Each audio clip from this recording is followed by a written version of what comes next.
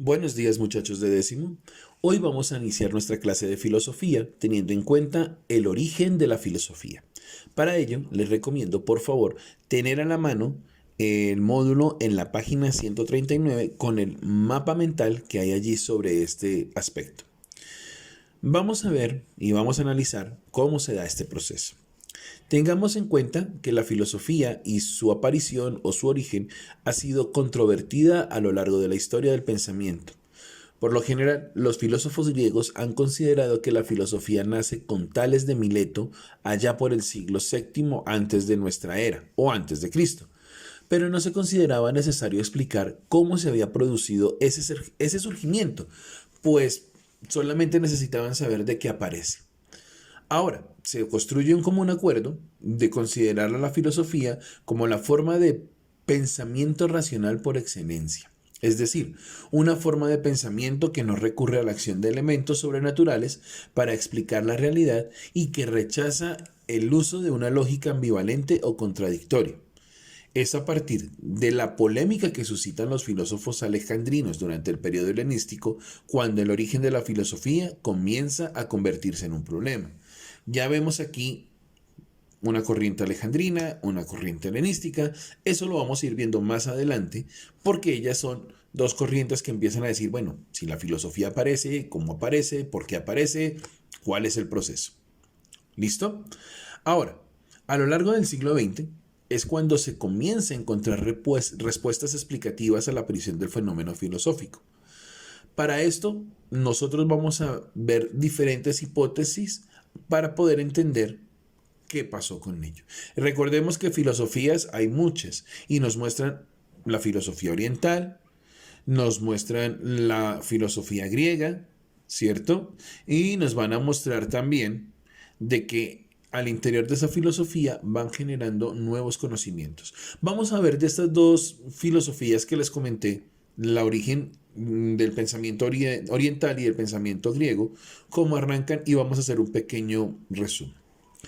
Decimos que la hipótesis del origen oriental se da a partir de que los griegos habrían copiado la filosofía oriental, por lo que la filosofía no podría considerarse una creación originaria del pueblo griego. Los primeros filósofos sostienen esta hipótesis, pues ellos habrían viajado a Egipto, Babilonia y entre otros lugares, donde habrían adquirido sus conocimientos matemáticos y astronómicos. Lejos de ser los creadores de la filosofía, habrían sido unos meros transmisores del saber oriental que, en contacto con la civilización griega, habrían alcanzado un desarrollo superior al logrado en los lugares de origen. Esta hipótesis la mantuvieron, y recuerden que hablamos los filósofos alejandrinos, pues ellos proponen y plantean una polémica de las escuelas filosóficas griegas con el ánimo de desacreditarlas. Los filósofos alejandrinos ponen en circulación la tesis del origen oriental de la filosofía. Pero luego aparecen los padres apologistas cristianos. Estos padres apologistas cristianos son los que siguen en cierta manera la religión cristiana, ¿cierto? Que se da en Oriente, y a partir de los escritos van planteando una situación de similitud con los alejandrinos en el sentido de que la filosofía viene de ser mantenida a partir del pensamiento filosófico cristiano de Oriente para luego venirlo a transmitir o transformar con el pensamiento cristiano occidental actual que conocemos nosotros. Ahora, la cuestión que se debate es si existe esa supuesta filosofía oriental. Si asimilamos la filosofía a un discurso racional entendido como la imposibilidad de recurrir a lo sobrenatural para explicar los fenómenos naturales y al rechazo de la contradicción, resulta difícilmente sostenible la existencia de una filosofía oriental. La cuestión se plantea, pues, es la de determinar si esa astronomía y esa matemática oriental eran o no eran filosofía. Ahora, los estudios sobre ese tema parecen indicar que no es tan así, que la astronomía babilónica tendría a degenerar en astrología. Es decir, si nosotros tenemos la astronomía, es decir, estudiar los astros, el sol, las estrellas, en Babilonia lo que hicieron fue convertir esa astronomía en astrología, es decir, en adivinar. O sea, no nos sirve como fenómeno filosófico porque están simplemente haciendo otra situación fuera de un pensamiento. Y las matemáticas egipcias buscaban un grado de abstracción que para nosotros no fue considerado en su momento ciencia, sino simplemente fue considerado un saber práctico y que generó la medición de terrenos para luego evitar las inundaciones que se daban en el Nilo. Ahora, ¿cuál es la hipótesis del origen griego? Pues dice que esta filosofía es una creación original y se van a centrar y vamos en este momento a tener la explicación histórica de Burnet. Él nos dice que es una tesis llamada milagro griego. Y a partir de esta hipótesis, la filosofía, habría aparecido en Grecia de una manera abrupta y radical, es decir, como fruto de la genialidad del pueblo griego. Ahora, esto hace que se saque de una manera los elementos históricos y socioculturales, además de los políticos, y a la vez no termina explicando nada, cayendo en un círculo vicioso. Es decir, los griegos crean la filosofía porque son geniales y son geniales porque crean la filosofía. Esto viene siendo lo que vamos a ver más adelante, una sintaxis, y vamos a analizar todo ese proceso de la sintaxis filosófica. ¿Listo? Es decir, si yo soy hombre, por ende, soy una persona racional. Pero si no soy hombre, no soy racional. Es lo que vamos a ver más adelante en la explicación de esos pensamientos que se dan. Ahora, hay otro personaje que es Comfort, quien define y defiende la tesis del desarrollo del pensamiento filosófico a partir del pensamiento mítico y religioso. Recuerden ustedes que en las clases anteriores vimos la teogonía, es decir, construimos el nacimiento de la filosofía desde la aparición de los dioses.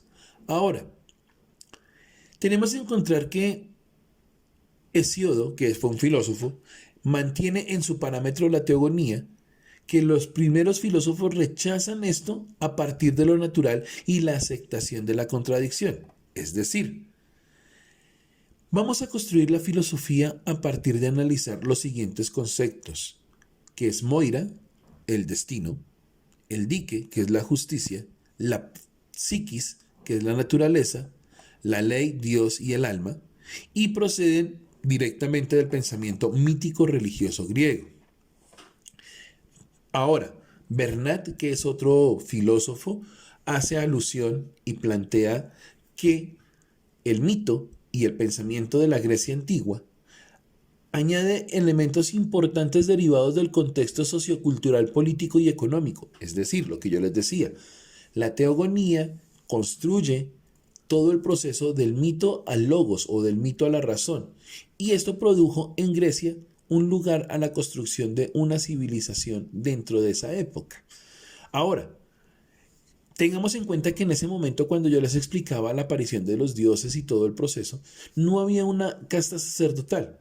Es decir, solamente daba la figura del sabio y esto predominaba en las explicaciones cosmológicas y una institución por forma de pensamiento que no entrañe la creencia y la superstición propias de los pensamientos míticos y religiosos.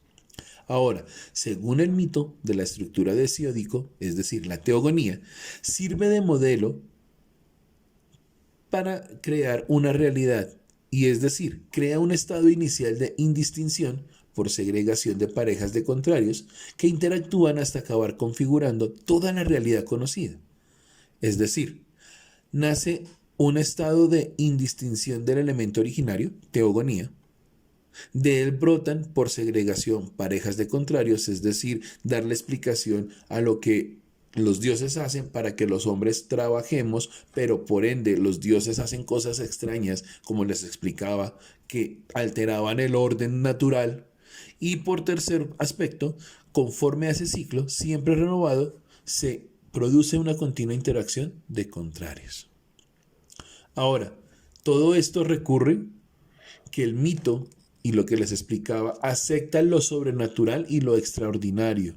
y la cosmología de los primeros filósofos modifica su lenguaje y cambia de contenido, es decir, en lugar de narrar los acontecimientos sucesivos, define los primeros principios constitutivos del ser. Es decir, en lugar de presentarlos como una lucha de dioses, nos ofrece un intercambio mecánico de procesos o fenómenos naturales. Esas serían las condiciones para las cuales se presentan estos cambios. Por ende, vamos viendo que la filosofía va generando todos los procesos de conocimiento y rechaza ciertos aspectos que no van a funcionar, como por ejemplo la adivinación o profetizar o ser místico, sino simplemente tener una persona que genere desarrollo dentro del proceso filosófico actual.